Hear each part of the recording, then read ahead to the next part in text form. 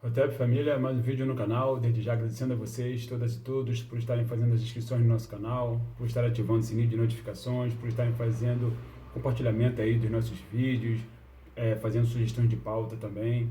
Muito obrigado aos novas e novas inscritas e inscritos. Sejam todas e todos muito bem-vindas e bem-vindos. Este é o África no Centro, canal para nós discutirmos relações étnico-raciais, história, antropologia, cultura das sociedades africanas, no continente e na diáspora, todas as nossas contribuições, né, para as sociedades do mundo, inclusive do Ocidente, e tudo mais que permeie, né, o que diz respeito às experiências africanas no continente e na diáspora, sempre a partir da perspectiva do panafricanismo.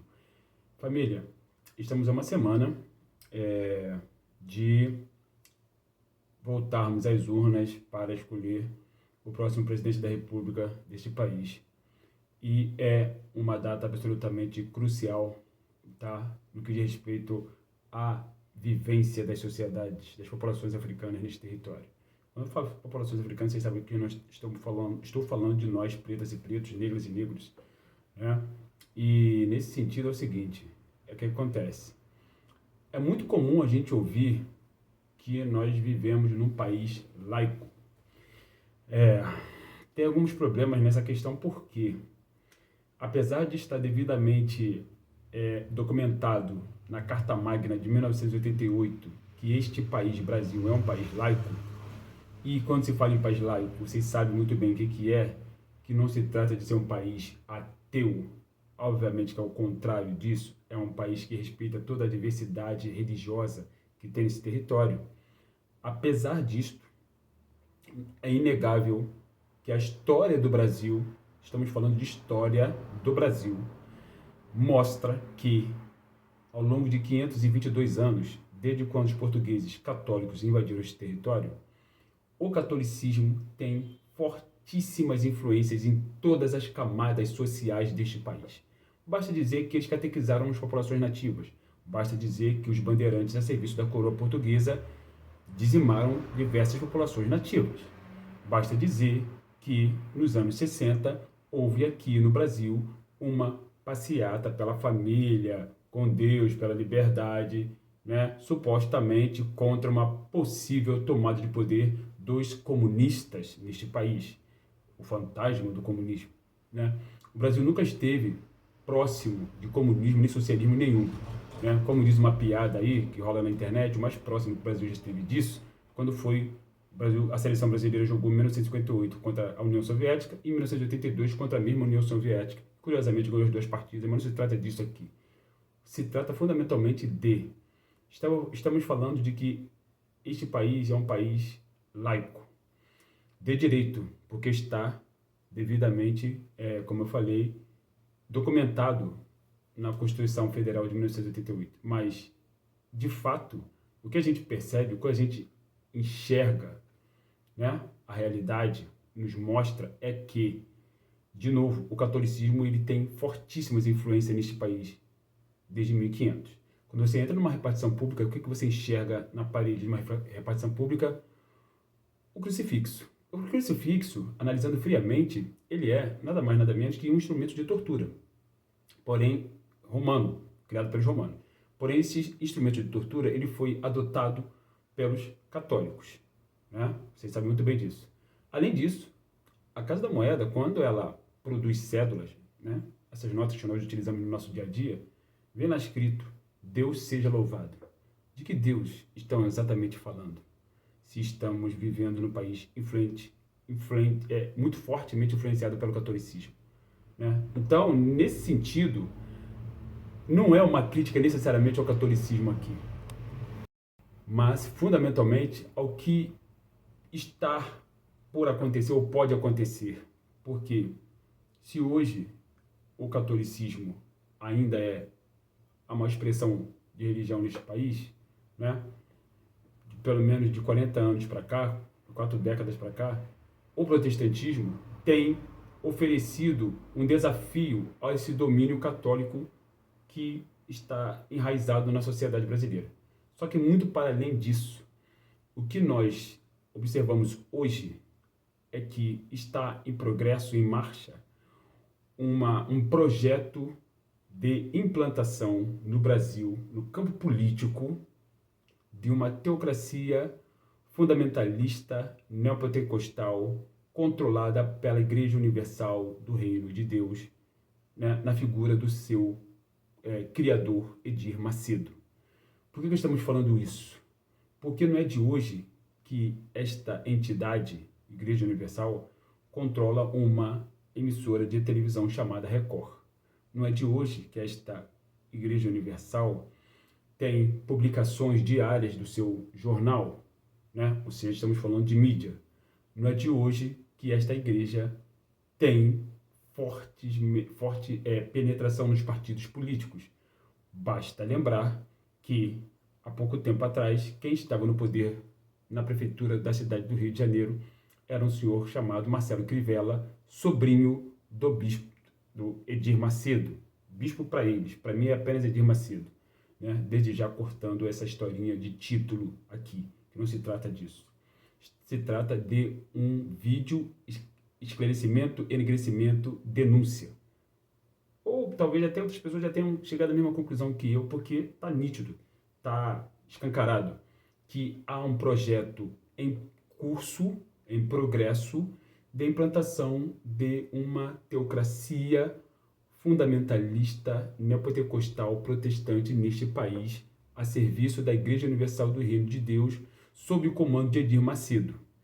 Para isso, eles já ensaiaram, né, uma série de situações, de possibilidades, como, por exemplo, o apoio total e restrito à figura nefasta do genocida Jair Messias Bolsonaro.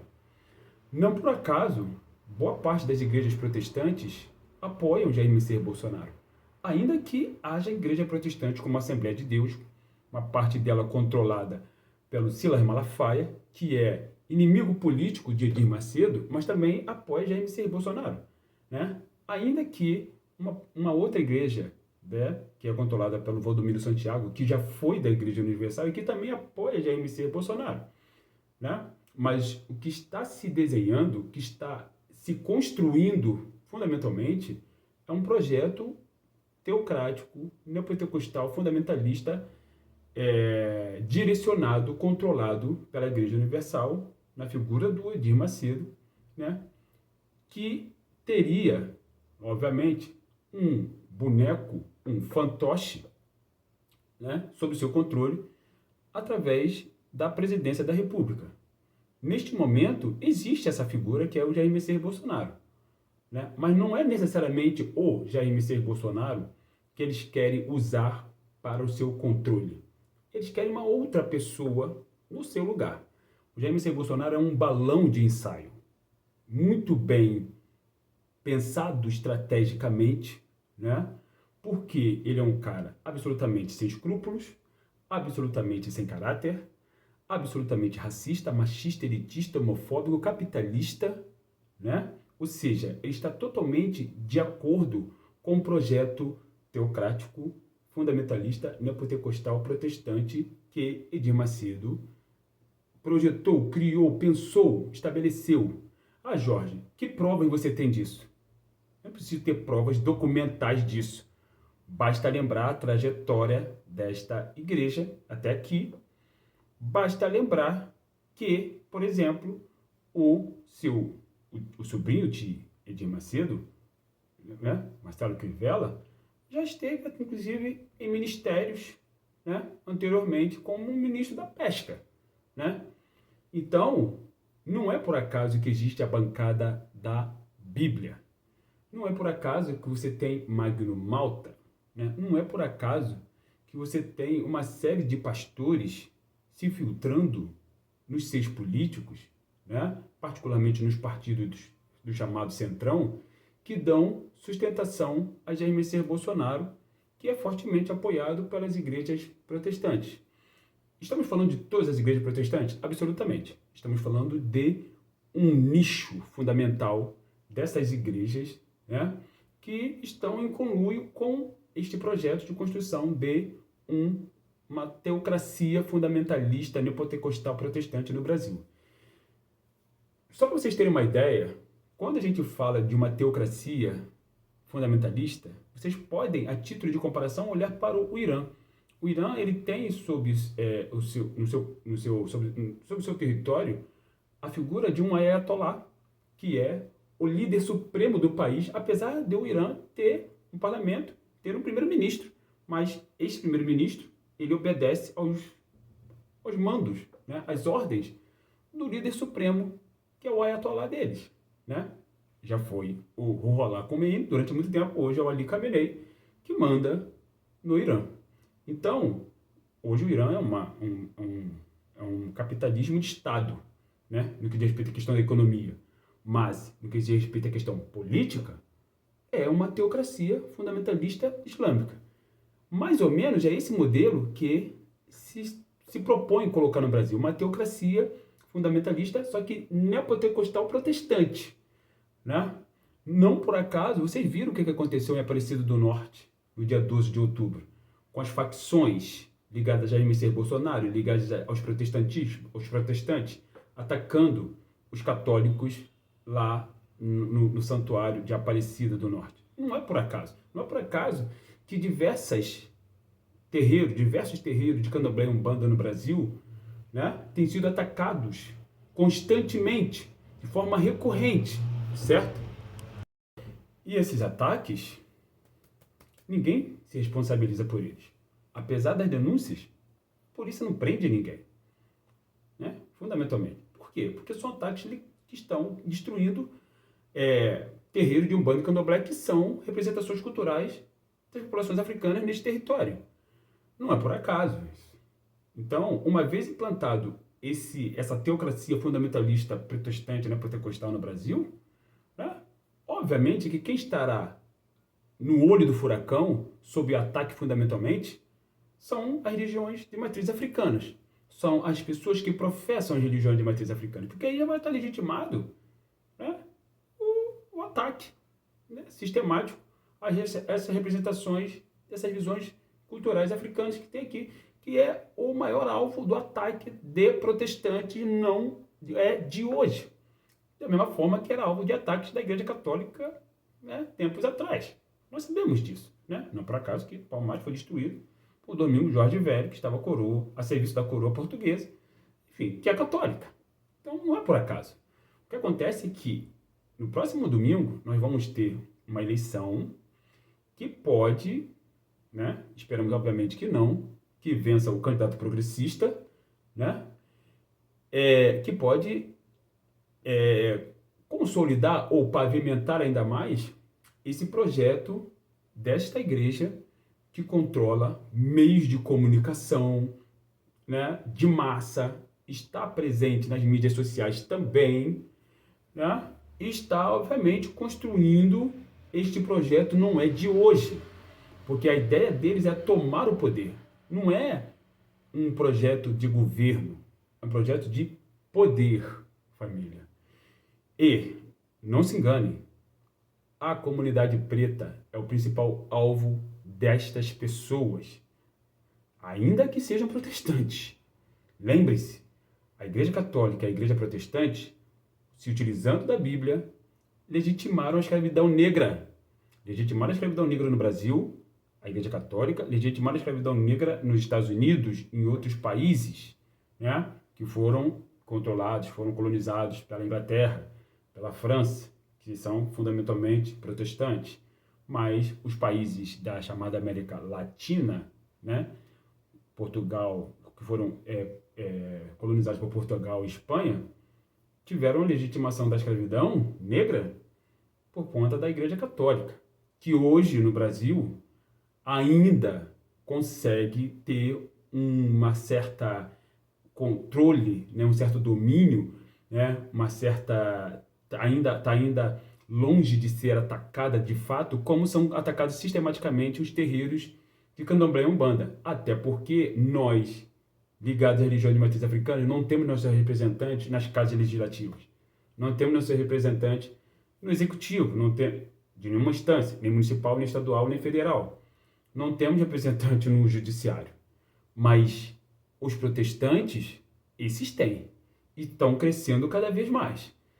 Lembre-se disso. Só vocês perceberem a quantidade de pastoras e pastores, ou gente que se diz ligado a essas igrejas, né, pentecostais fundamentalistas, que estão se candidatando a cargos públicos, estão ganhando eleições, né? Estão falando em Bíblia no lugar da Constituição.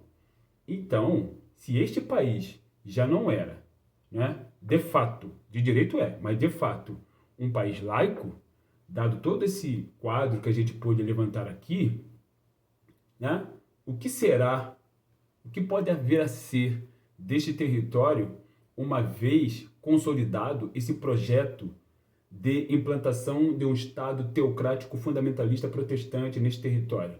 Vocês têm noção das consequências, dos impactos que podem ocorrer uma vez essas pessoas controlando as casas legislativas, uma vez essas pessoas controlando definitivamente o executivo, inclusive o judiciário?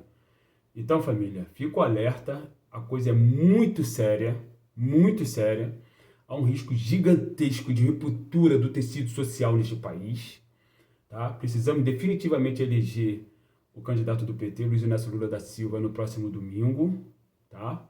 Porque a situação ela é para lá de grave, ela é seríssima, tá? Não é por acaso que Jair Messias Bolsonaro disse em 2018 que as minorias, que somos nós, minorias sociais, não minorias numéricas, minorias sociais, as minorias, palavra de Jair Messias Bolsonaro, as minorias ou se adequam ou desaparecem. Desaparecer é matar, exterminar. É disso que ele está falando. E quando ele fala das minorias, ele está falando dos negros, das mulheres, principalmente mulheres pretas, dos homossexuais, tá?